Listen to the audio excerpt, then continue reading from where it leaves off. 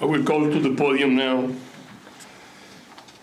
a person which is an attorney that will talk to you about the importance, the huge importance to frame the economic future of Cuba within the rule of law. That is crucially important.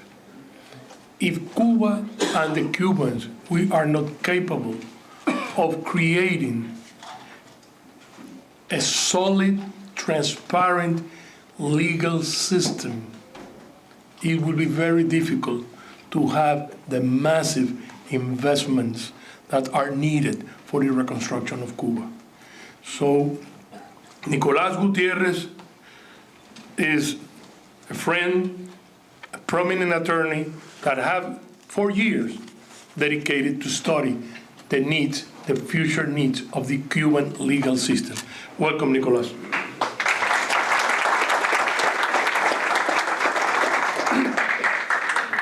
Thank you, Pedro, for that very generous introduction, and welcome all of you.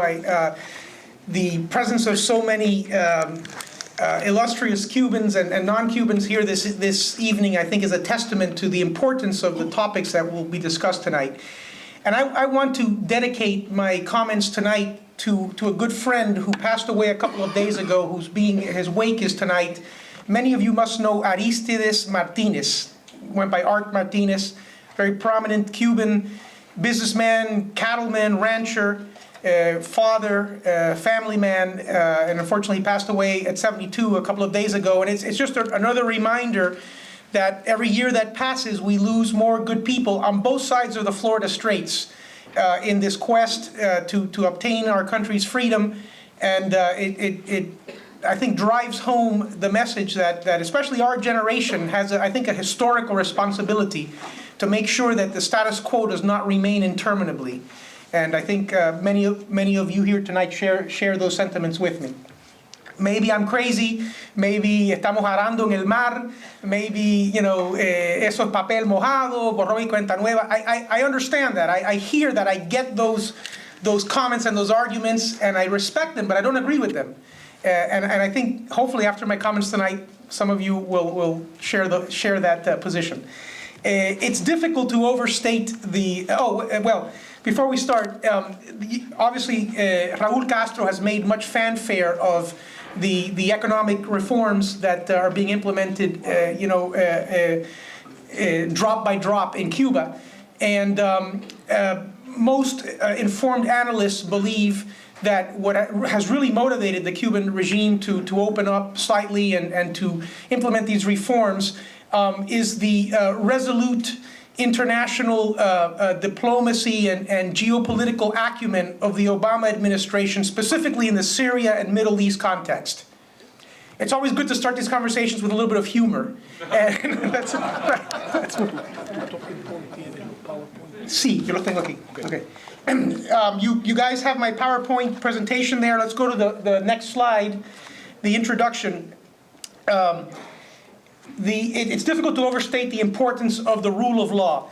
I put re-establishment, in quotations, because obviously pre-revolutionary Cuba in many instances had a somewhat cavalier attitude towards the rule of law. There was a military coup in 1952. Before that, there was many irregularities. There was corruption. There was a million problems. I don't have to tell you about that. You know that better than I.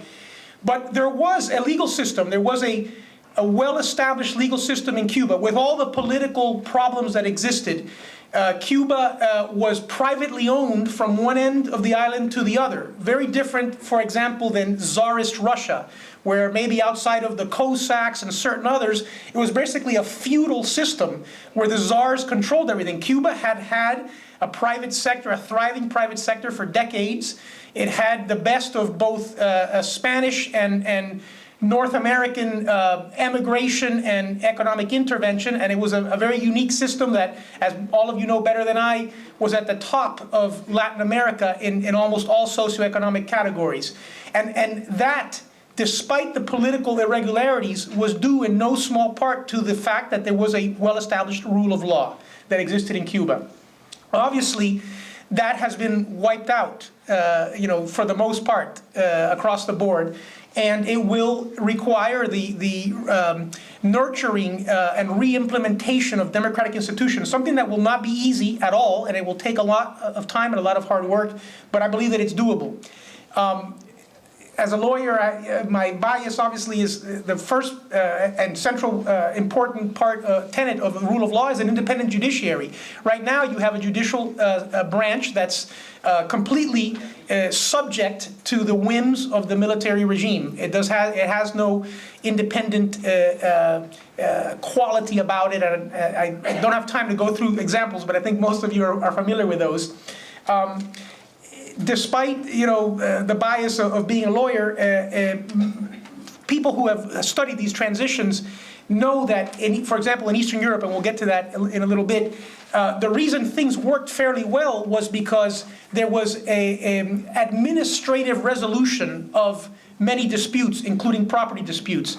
If we don't have the luxury in Cuba to spend years litigating in the soon-to-exist independent Cuban courts, which don't exist today, there has to be a claims period and a mechanism where important decisions can be made administratively if the country's going to move forward in a realistic time frame. Alternative dispute resolution, arbitration, mediation will be obviously crucial in this regard. Obviously, none of that exists currently in Cuba. There's no independent bar association.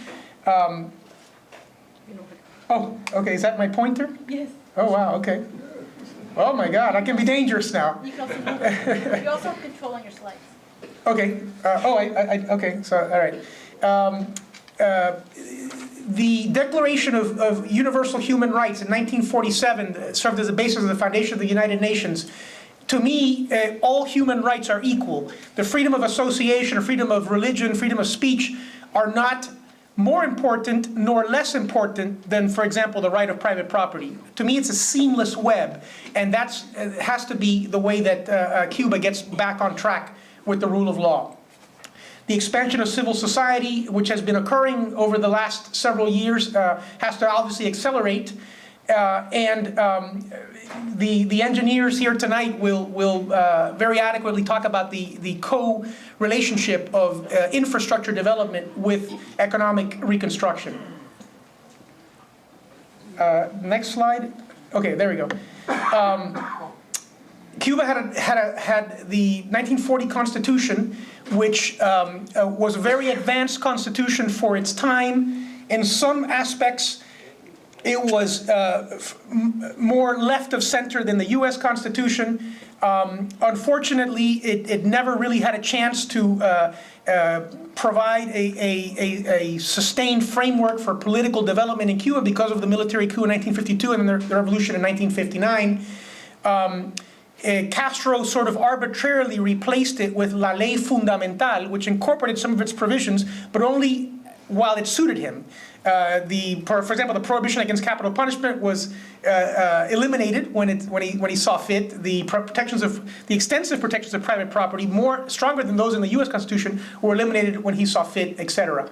Cuba still always has had a civil law system, different than our English common law. It's based on, obviously, the Napoleonic Code, the Spanish Civil Code, which still exists in Cuba, at least in theory or at a low level, and will obviously be the way that Cuba will develop in the future. The property registries and notarial protocols, which documented property transfers, are still largely intact in Cuba. Now, that might change between now and the time that there's a transition, but for now, they still exist, and I'll talk more about that later. Unlike, for example, Venezuela's very gradual confiscations, Cuba systematically confiscated everything all at once. Agrarian reform, urban reform, the supposed lay of abandonment, and of course we know that abandonment was not a voluntary one.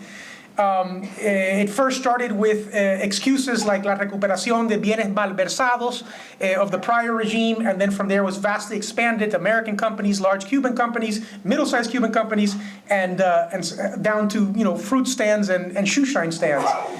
In Eastern Europe, it's important to point out that in every single country, the legitimate owners have had their rights recognized. In some countries through restitution, in others through compensation with certain conditions and restrictions, but in all those countries that has been the basis to attract new foreign investment. In Cuba, it should be no different.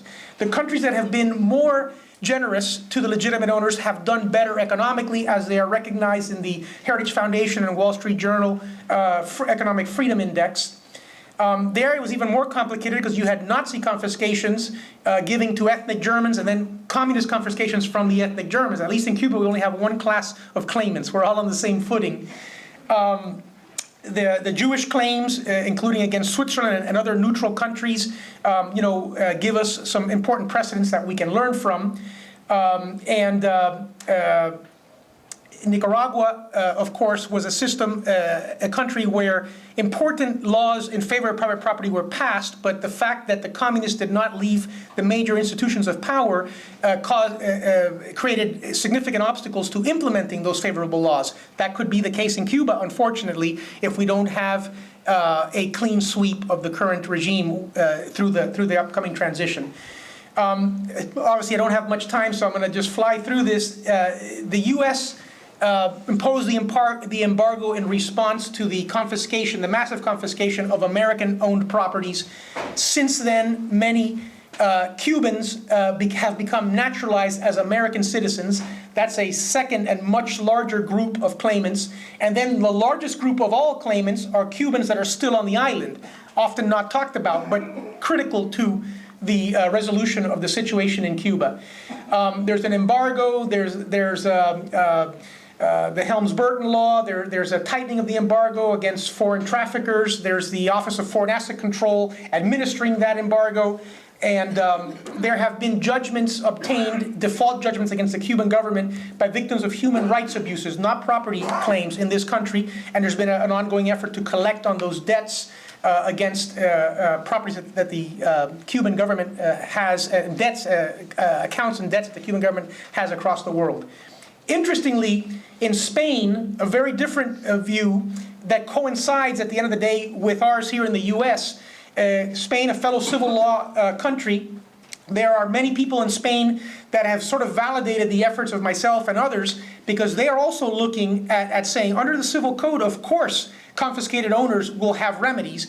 And Spain, that has been expanding its citizenship to include, for example, the grandchildren of Spanish citizens because of their experiences in the Spanish Civil War, etc., might well give an advantage to descendants of Spaniards in making claims in a post-Castro Cuba. And of course, they have a lot of connection to the current regime, some of it unfavorable to us, where they're trafficking in confiscated properties.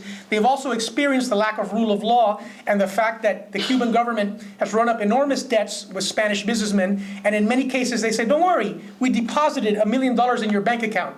El Banco Central de Cuba. Of course, you can't touch it for now until we tell you. So, there's this impunity in dealing with property guarantees and legal issues, which haunts the regime and has caused it to be second to last in the World Economic Index, ahead only of North Korea, its arms trading partner, as we've seen recently. I think I'm all out of time, and I'm sure we'll entertain some questions. You can ask some questions about the current situation and the methods or available means to protect property claims for hopefully the near future. And I think that our generation will be in the thick of this, for better or for worse. We, and when I say we, Cubans on both sides of the straits that have essentially the same virtues and vices, will have to work together to get our country back on its feet. And now I'll turn it back over to the engineers, and you can learn some real hard facts after my legal talk.